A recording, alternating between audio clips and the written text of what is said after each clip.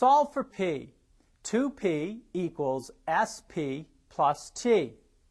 To solve for p, we need to have the p's on the same side, and that means we should subtract sp from both sides. Then, to isolate the p, we want to factor the p on the left-hand side, and in the parentheses, that would leave us with 2 minus s. On the right-hand side, we have t, because sp minus sp sums to 0.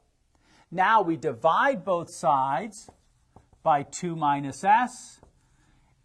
That way we remove a factor of 1, 2 minus s over 2 minus s. That's equal to p. And then on the right-hand side, we have t over 2 minus s. So the solution is p equals t divided by 2 minus s.